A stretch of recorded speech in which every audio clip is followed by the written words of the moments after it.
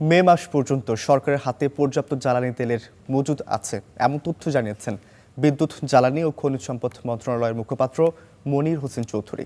অপরিশোধিত তেলের সংকট থাকলেও চট্টগ্রাম রিফাইনারি বন্ধ নেই বলেও জানান তিনি। এদিকে তথ্যের অপব্যবহার রোধে সরকার দ্রুতই একটি নীতিমালা তৈরি করতে যাচ্ছে বলে জানিয়েছেন প্রধানমন্ত্রীর তথ্য উপদেষ্টা জাহিদুর রহমান। বুধবার সচিবালয়ে আলাদা ব্রিফে এসব কথা বলেন তারা। পর্যাপ্ত তেলের মজুদ থাকার পরও পাম্প স্টেশনগুলোতে যানবাহনের দীর্ঘ সারিতে যে ভোগান্তি তৈরি হয়েছে তাকে কৃত্রিম সংকট হিসেবে দেখছে সরকার। সমস্যা সমাধানে নানামুখী পদক্ষেপ নিতে যাচ্ছে বলে জানান বিদ্যুৎ, জ্বালানি ও খনিজ সম্পদ মন্ত্রণালয়ের মুখপাত্র মনির হোসেন চৌধুরী। যে আমাদের হাতে পর্যাপ্ত মজুদ আছে, ইভেন ডিজেলও। তো হয়তো আশা করা যায় যুদ্ধ আগামী সপ্তাহ নাগাদ নতুন মোড় নিলেও নিতে পারে, সেক্ষেত্রে তো ভিন্ন বক্তব্য নিয়ে আপনাদের সামনে আসবো। কিন্তু এই মুহূর্তে আমি বলছি যে পর্যাপ্ত মজুদ আছে। আর আপনি যেটা বললেন দাম বৃদ্ধির কথাটা, এটা আসলে আমরা বরাবরই আমাদের প্রতি মাসে আমরা দাম সমন্বয় করি। এপ্রিল মাসের দামটা আমরা সমন্বয় অলরেডি করেছি, ফলে পরবর্তীতে দাম সমন্বয়ের কোনো বিষয় আসলে সেটা নিশ্চয়ই কর্তৃপক্ষ যখন বিবেচনা করবে আদৌ প্রয়োজন হবে কিনা, হলে সেটা আপনাদের মাধ্যমেই সবাইকে জানিয়ে দেওয়া হবে। অপরিশোধিত তেলের অভাবে দেশের একমাত্র সরকারি রিফাইনারি স্টেশনটি বন্ধ আছে কিনা সাংবাদিকদের এমন প্রশ্নেরও জবাব দেন এই মুখপাত্র। ERL-এর 4টা ইউনিট আছে, ওই 4টা ইউনিটের মধ্যে আপনারা জানবেন যে এক একটা উৎপাদন করে। আমরা 2টা ইউনিট পূর্ণদমে এখনও আমাদের চালু আছে।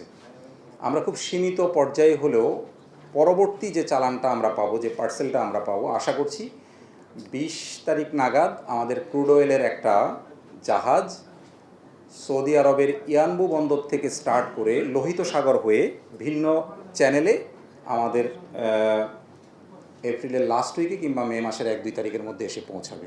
এদিকে প্রধানমন্ত্রীর তথ্য উপদেষ্টা জাহিদুর রহমানও জ্বালানি সংকট নিরসনে সরকার সব ধরনের প্রচেষ্টা চালিয়ে যাচ্ছে বলে জানান।